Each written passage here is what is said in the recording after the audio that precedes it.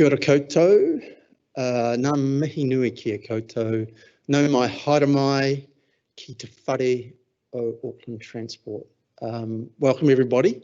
It's great to see some familiar faces from Auckland Transport, but also some familiar faces from our key partners and key stakeholders across the region and from across Aotearoa as well.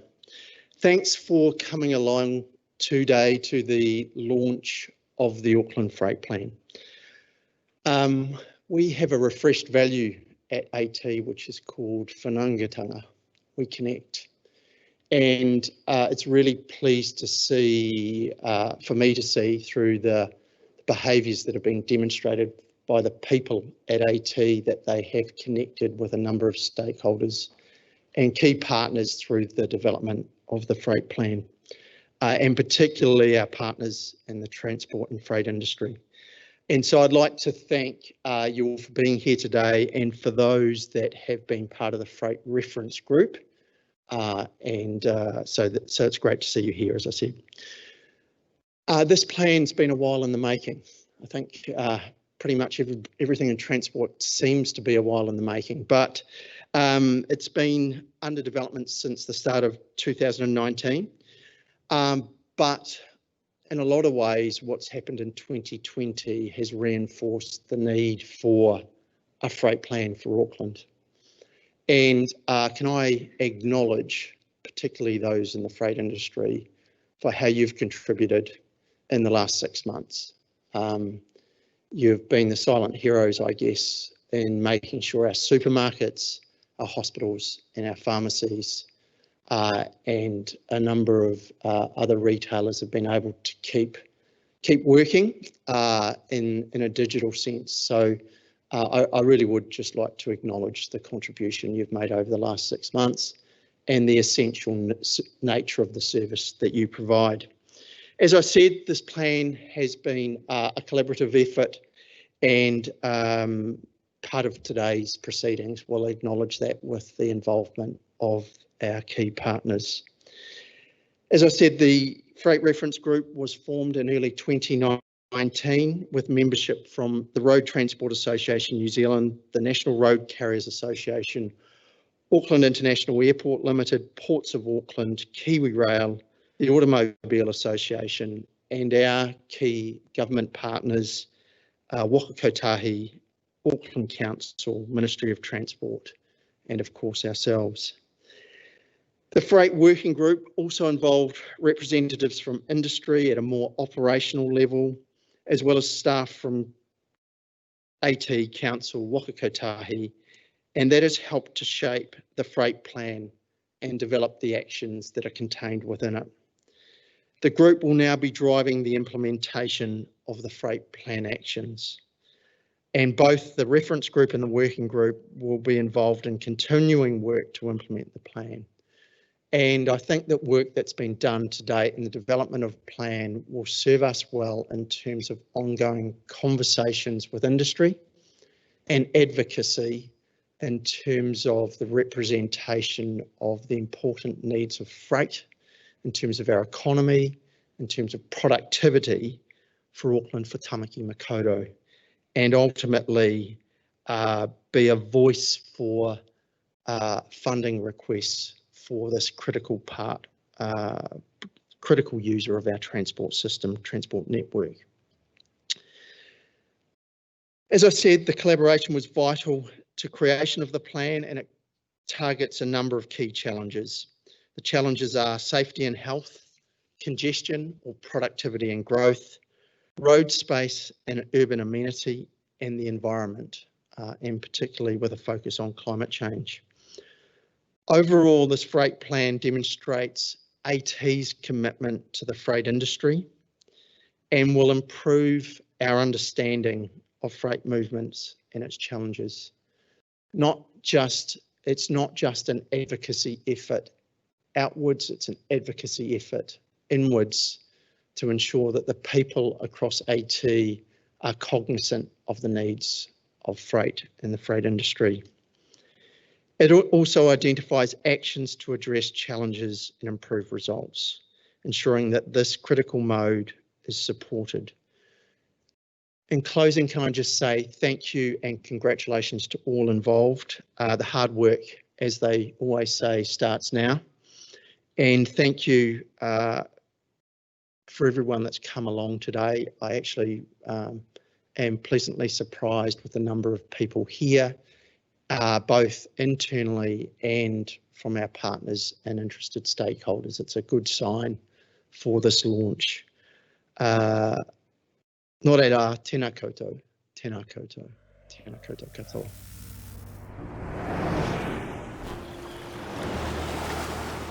Auckland is the economic hub of New Zealand, home to our most significant import and export gateways. The city's freight industry has a huge impact on all Aucklanders, delivering our food, our furniture, our medicine, our building materials, and much more. The recent COVID crisis has highlighted the importance of freight in keeping our supermarkets and chemists fully stocked. Goods imported to our city are typically moved in large containers, which are then conveyed to key hubs throughout Auckland. Once there, they are unpacked and delivered by smaller trucks and vans. In Auckland, the freight industry faces many challenges: busy roads, an increasing population, and finding space for access and loading. Over the past 2 years, Auckland Transport and the freight industry have been working together to develop the Auckland Freight Plan. We've collaborated with key industry and government partners to improve the movement of freight across our city. We want to drive change that will better support our freight partners. Our plan is to make things more efficient, cost-effective, safe and sustainable, while recognising and accepting the importance of freight within Auckland and providing for it accordingly. By planning and developing a strategic network that includes roads specifically designed for freight movement, we minimise the impact of freight on our community. To learn more about the Auckland Freight Plan, visit at.govt.nz/Auckland Freight Plan. So I'll just give everyone a very quick overview of the plan itself. First off, we did a deep dive into what is freight and what's the current situation in Auckland. And it's really interesting to understand that while a lot of people think about the freight task being a nationwide task, there is a huge task just within Auckland itself. So 84% of freight that comes into Auckland stays within Auckland. It's also a very multimodal industry as well. So we've got freight coming in from the port, from the airport, metro port, and being moved around the region in many different forms. So there's a lot of focus on the big trucks that are traveling on our motorways, but there's also, as you see in the video, transfer stations where they are moved into smaller vehicles, and we're seeing the emergence now of cycle freight deliveries as well. Everything is becoming freight. Uber Eats is freight, and so it's a much more diverse industry than it has been in the past. There is rail freight that is moved as well, but nowhere near as much as we'd like to see, and that's something that the group is quite keen on exploring in the future, and we know that the government is quite keen on that as well.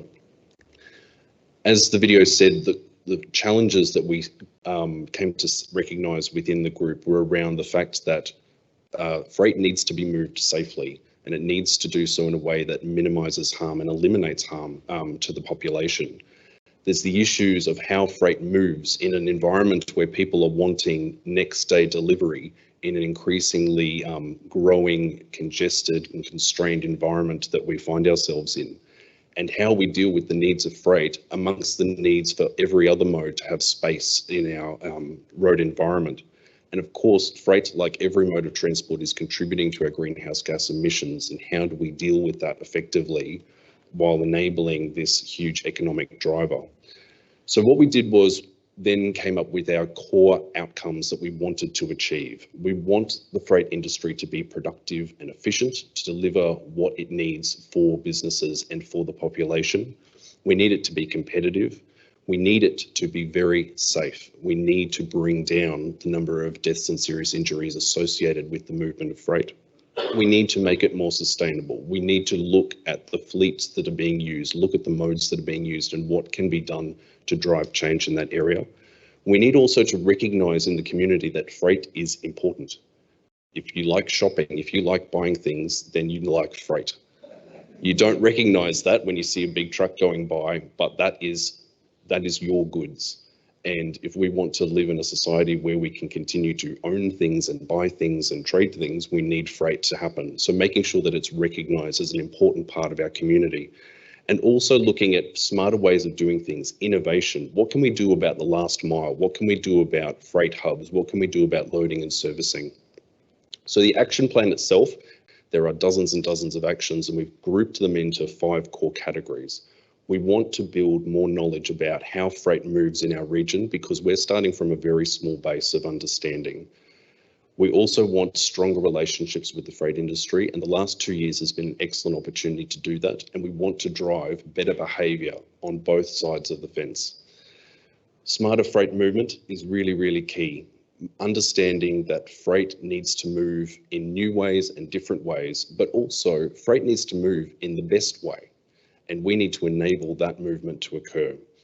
Optimising loading and servicing, that last mile task. We recently were in front of the mayor and councillors and they recognised that as being one of their core concerns. And we need to focus on that last mile challenge, enabling it and also making sure it's being done correctly.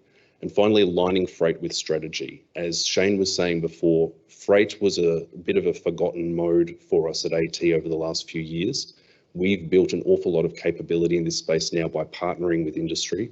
And it's really important now that when we're delivering the projects and programs out on the ground, that we are taking awareness of and the needs of freight into that process as well. So now I'll just hand over to Rebecca Hollett, who was our lead freight planner up until recently and has now returned to Oricon, who's going to introduce herself and our speaking panel. The innovative ideas in the plan show the benefit of experience from our industry representatives, and we're lucky to have some of them here with us today. So the first, Jason Heather. Jason has worked in the freight industry for just over 30 years in the UK, Europe and New Zealand, starting as a driver in 1989. He's worked his way up through the ranks in the industry, and he's now a commercial transport specialist for National Road Carriers Association. His role focuses on technical and compliance support to the members, and he works on many projects such as diversity in road transport, environment and sustainability guidance to transport operators, and he also sits on the New Zealand Intermodal Transport Safety Group. Jason has been involved with the Auckland Freight Plan since its inception in 2018 and currently sits on the Freight Working Group and also our Change Management Group. Secondly, Chris Carr. Chris is a prominent Auckland road transport operator who has over 70 trucks on the road, servicing a variety of customers in different industries and more than 40 years of voluntary service to the trucking industry. He's the 5th generation to run Carr and Haslam, the Mount Wellington-based transport company founded in 1862. There's a lot of heritage there. Chris's work with the National Road Carriers has focused on the development of the organisation to provide all members, whether they have just one truck or a fleet of 100, with the support, expertise and scale to run their businesses effectively and successfully. He is an avid campaigner for efficient freight movements throughout the city and is a foundation member of the Auckland Business Forum and currently sits on the board of the Chamber of Commerce. Welcome, Chris. And last but not least, Barney Irvine has joined us from the New Zealand Automobile Association. He's a Principal Advisor, Infrastructure. He's been in that role since late 2013, bringing to the organisation broad experience in government relations and communications, and his academic background in international business and arts history from the Uni of Auckland. His role involves managing the NZAA's advocacy in relation to transport infrastructure issues with a strong focus on the Auckland Transport Network. In previous roles, Barney has worked as a trade consultant in Chile, as a foreign affairs analyst for the New Zealand government, and for an Auckland-based lobbying and PR firm where he assisted multi-sector clients achieve policy and commercial goals. Welcome, Barney. freight means quite a lot to me. I mean, it's one of the most important factors that keeps the heart of Auckland beating. Everybody here relies on it amazingly without maybe sometimes realising the importance of what it does for them. I mean, everything is freight. And the thing with freight is, I suppose, it's never where it should be, because once it ends up where it should be, it ceases to become freight. So moving it around is the most important thing. And I kind of liken it, I know we've worked a lot, Rebecca, and I have these analogies, but freight's like blood. It quietly goes around doing its little thing, making sure everything's working and getting where it should be. But if you slow it down or you block it, that's when we have issues. And that's why this freight plan has been the best thing that can come out of the relationship between industry and AT. Coming onto one of the points you've sort of raised there, do you think people typically know how their goods get to their front door or onto their plate? I know Chris has had a great analogy that from very early on in our conversations about how much freight has been involved in getting that sandwich onto your plate. Do you think people actually understand elements of or any of that supply chain? Throw it open to all of you. I'll jump in. No, I don't think they do. I think, traditionally people have tended to see freight in terms of big trucks, and certainly the research work we've done of our membership points to that and points to concerns around safety as a result of that and congestion, and to fairly simplistic arguments about, well, why don't we get them all off the road and put it on rail instead? But I think that, and Shane touched on this a bit earlier, if anything is going to shift the dial around that, it's an event like COVID-19. And I don't think the public could not have appreciated the importance of freight when seeing it continue when so many other industries had to shut down effectively. But also for a lot of people, the only contact with the outside world over a period of 9 or 10 weeks was, almost the only contact was courier vehicles delivering groceries or medical stuff, or in my case rat poison. It's another story. I feel pretty much the same. I mean, freight's I've had a family industry of 150 years of freight, so it's great now to have a plan that follows up on that thing. But we're not standing naked in a field, which is what we would be if we didn't have the clothes that we're on, the stuff that we sit in. And our job is to deliver all of that stuff to you without you being aware that it happens. And that's what we do, and we do that incredibly well. It doesn't matter what part of the freight industry you're in. Our job is to be invisible. Our job is to do that stuff. But it's really great to get some recognition that happens, because all of you benefit from it in some form or another. The food that you had for breakfast, the desk that you sit at, the computer you carry around, the clothes you wear. If you're a cyclist, the cycle you had. If you're on a bus, and the bus is just a truck with windows, and it came in on a truck at some point. Trains come into New Zealand on trucks when they arrive at the wharf. Everything is freight in some form or another. And having a recognition of a plan to put it all together, to bring it in front of the public in a way that perhaps it hasn't been thought of before, I think is a really good thing. I think, Rebecca, touching on what Barney and Chris just said, Chris said we're the invisible people that get things done, and Barney said the only interaction was the courier driver that you saw. It's the deeper part of the understanding from the public we want to see. Barney says, yeah, I've got a package delivered. Where did that package begin? How did it get there? How many interactions did that package have along the supply chain? That's the deeper understanding we feel the story needs to be told. Mm-hmm.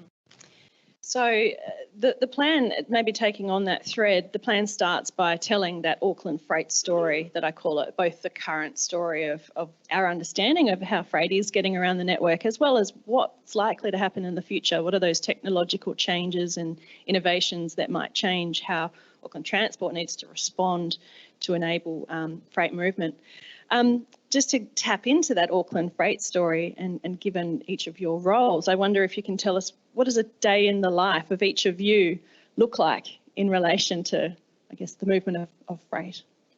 Well, we operate a 24-hour business 7 days a week, because unfortunately you people live 24 hours a day, 7 days a week, so you need stuff and you want to consume stuff. So we are one of the people who provide that stuff. So behind what you see when you get your cornflakes or whatever it is in the morning. There's a whole raft of people doing simple things to get your job there. Freight's a complex business. For me, my day starts at 5 in the morning, every morning. We have the day before was how we set up for tomorrow, and we operate our business 24/7. It's a staff-oriented business. People are a major part of what we do, and truck drivers and the people who work in our industry are people who need a heck of a lot of support to do the job they do. So at 5 o'clock in the morning, we're tuning them, plugging them in, working out what their particular needs are, what happens, lining everything up. By 9 o'clock, we're into about 4 or 5 different meetings about operational matters, and then we have the rest of my day is spent. 50% of what I do is on people. Our drivers are largely misunderstood. They tend not to be good communicators unless you're wearing a black singlet and are prepared for a barrage of nice short words. And those people are the heart and soul of what happens to you in New Zealand. You saw it, and I thank Shane for his acknowledgement. You saw it during the COVID stuff when we kept on working. We dealt with all the psychological and the health factors involved with that. We dealt with females not being able to change tampons because facilities were closed. And we deal with all this kind of social stuff. You know, I love big trucks, but I'm not a guy that does anything much with big trucks because we spend so much time dealing with the people that allow us to do the job that we need to do to get you stuff. Unlike Chris, I don't get up that early in the morning anymore, but Auckland is unique where we do have lots of big carriers like Chris and the likes of your Calvin Bonnies, your Main Freights and all that, but Auckland's unique where it's kind of an entrepreneur's market in freight. There are many owner-drivers that contract to these larger companies, and they're businessmen in their own right, but they're also the driver, they're also the dispatcher, they're also the health and safety officer, they're also the human resource manager. They do a bit of everything. And they find it very difficult doing that from the driver's seat. So my role is acting as the conduit from industry to the likes of Auckland Transport, the container hubs, the ports of Auckland, Metroport. I'm kind of a unified voice for the smaller men, whereas we have larger carriers like Chris that have got quite a large voice of their own. So I'm kind of like the voice for the smaller man who needs answers, who needs fluidity, who needs efficiency, and I work for those people. And yeah, I mean, we're maybe even a step further along that spectrum towards the small guys and girls. We've got sort of 330,000 members, personal AA members in Auckland, and a big chunk of those are people driving vans and utes and delivery vehicles. Tens of thousands of them probably, and so those are your tradies and your couriers and your delivery people whose jobs involve carting stuff around all day every day all over the city. Great, thanks. I think it's really important to empathise with the human element. We've got a nice plan on a page, but really it's the people out there who are highly important to this and how they interact with the community. Coming back to the plan, what involvement have you and your organisations had in the development of the freight plan? And I'm keen to hear what you've got out of the process. Jason's been very involved from the very beginning, and it's been hugely appreciated and has given us great insight through the freight working group. We've got others on the freight reference group. What was your experience?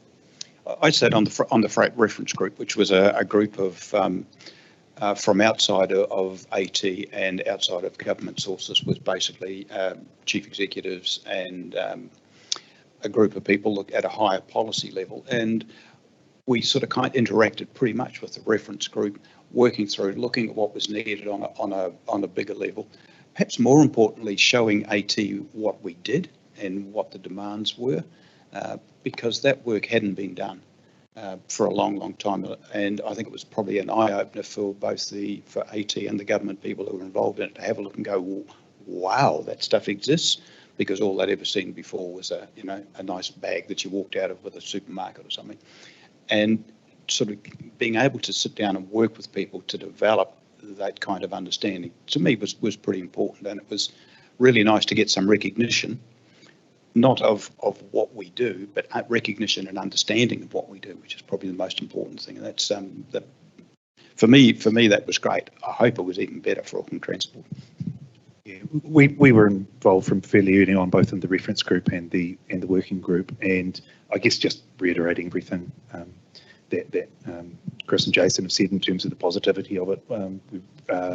We've been a bit critical of AT in the past for what we see as a fairly myopic focus on the network in terms of a focus on PT and active modes, and so we've really appreciated seeing this broad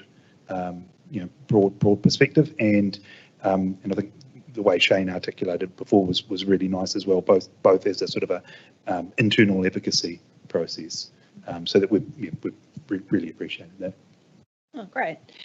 A big part of the freight plan was the updating and really the implementation of the strategic freight network as a more meaningful planning tool. And I hope many of you have heard of Future Connect, which is a parallel project that Jenny's and Hamish and Andrew's team have been working on, which I think will be a great future integrated network planning tool to bring all of the modes together, including freight, with this updated strategic freight network, considering it, in a multimodal perspective across each of Auckland Transport's road corridors. Coming back to the user perspective, what has that meant for you in terms of having a fit-for-purpose strategic freight network? Well, yeah, I guess our view on that, or what we'd really want to see from it, is that that becomes the guideline for the parts of the network that we optimise for throughput, or we really prioritise and optimise for throughput. Obviously we're facing trade-offs right across the network between movement and place, and these are the areas where we really want to see movement prioritised and resource put behind it to optimise it and get it functioning for that. It's been there for a long time, and I don't think it was widely advertised, even though industry knew it was there as well. Having that filter down to the guy behind the wheel about what the strategic freight network is and what it does, the story wasn't told enough, and I think going forward it will be told a lot more. And we're going through the change management group, trying to update it to how roads and different freight companies have evolved, and the freight network has to evolve with it. At the end of the day, it has to be very efficient. Another of my analogies, drivers are like water. If you slow them down, they'll find the quickest possible alternative route. So making that freight network as effective as possible is key, I think. For me, I'm very conscious of the growth of Auckland, and that comes about through age, and I seem to have that in abundance, which is a bit of a shame when you're sitting up here. But you look at what's happened in Auckland and what's grown, and there hasn't been a huge growth in the facilities for the freight handling and freight processing. So with enormous competition on use of New Zealand roads, or Auckland roads in particular, it's really good to have some kind of stake in the ground that says, this is what we need to use this piece of road for. So before you do anything with it, have a talk about it. And you get dumb things like somebody building a traffic island in the middle of something that you can't get a truck around. This kind of process will allow somebody to wave a flag and say, well, hang on a minute, before we do that, we should check here. That sort of stuff, that saves AT money, and it makes things more efficient. So it's just little things like that. Or again, as Jason said, this freight network has existed in some form or another because we have a huge amount of over-dimensional cargo which gets carried mostly in the night, and you can normally tell that's been there because there's tree leaves on the ground and bits of bush and stuff. But that kind of stuff, we've known about it for a long time. That's a provision that needs to exist, and it's really easy to muck it up if it's not sort of planned and charted and everyone knows. Keen to hear from you. What do you see as the most significant and perhaps valuable outcomes from the plan? Well, yeah, the one that really jumps out at me there is smarter freight movements. And I guess, yeah, coming back to, I mentioned optimisation tools and initiatives before. I mean, that seems a really obvious and important opportunity for us. And, and that's important because it obviously delivers benefits and outcomes for freight. But I think this also comes to the bit about communicating the importance of freight to the public. I mean, the public's never going to read a plan like this. That won't engage at that sort of level. The way to communicate the value of freight better than any other is to put an infrastructure that shows, shows or demonstrates the value that freight is working and what it can contribute, that things that people can see and appreciate. And so whether it's freight lanes or signalisation or removal of parking in certain places, that those sorts of tools will really send that message to the public, as well as delivering benefits, of course. I first sat on the selection panel for the freight plan with a few people who are no longer employed at AT, but when I was invited to sit on that panel, I didn't know anybody in AT. I didn't really understand what AT's line was on freight. I kind of came into it blind, and looking around the room now, I can count at least 15 people that I have constant interaction with. We talk about freight, we swap knowledge, people listen to me, I listen to them. So for me, it's stronger relationships. It's been a real key for getting industry involved in the plan. Stronger relationships. If you get that right, I think all of the other points will just fall into place. You don't ever make the mistake of thinking that the industry isn't smart, because that's not the case at all. The industry is highly technical. Technology is advancing as fast as it possibly can. One thing that we need to recognise in New Zealand is that we're takers of technology. We don't develop anything, and we're also early innovators. So things like new gains in anti-pollution things on trucks and stuff like that, we're at the mercy of the manufacturers in other parts of the world to do that, but the drive that they have to achieve new things is pretty significant, and our desire to have that stuff is pretty important as well. I mean, and just little things like electronic vehicle braking. We had our first truck with the EBS braking in 1997, way before any cars had any of that stuff mandated to them. Australia still doesn't have that stuff mandated. All of our fleet has it now, and that's largely throughout the fleet. All of our fleet are tracked electronically. I can tell you the oil temperature and pressure of all of our trucks if you really want to know. I can tell you how fast they're going. I can tell you where they are. I can tell you what they've delivered. I can tell you how many seconds ago they delivered it, all from a phone. So the technology that we have in the actual fleet on-road operation stuff is pretty good. That's right across the industry. That's just not one company. And when you look at some of the bigger players in the market and say Mainfreight were part of this process, they've got fairly sophisticated parcel sorting development processes. We're not Amazon. New Zealand isn't the US. We don't have those kind of huge facilities, but we adapt and we make our stuff work particularly well. So some of the smart stuff in there, it's great to have the ability to talk with the likes of AT and others, tell you what we do, and then show you that the benefits are coming and they work together to make this stuff get better in the future. Please go to the website. Please take a copy of the plan with you today. And also in particular, as I was mentioning before, the strategic freight network. So on the website with the freight plan is the interactive GIS map covering the strategic freight network. So take a look at that. That's going to continue to evolve as the road network evolves too, and we're still working through changes on that. But that is going to be part of that conversation going forward. So yeah, thank you very much for your time and attendance today, and let's keep that conversation going about freight because it's a really important one that we need to have in our region. Thank you, guys.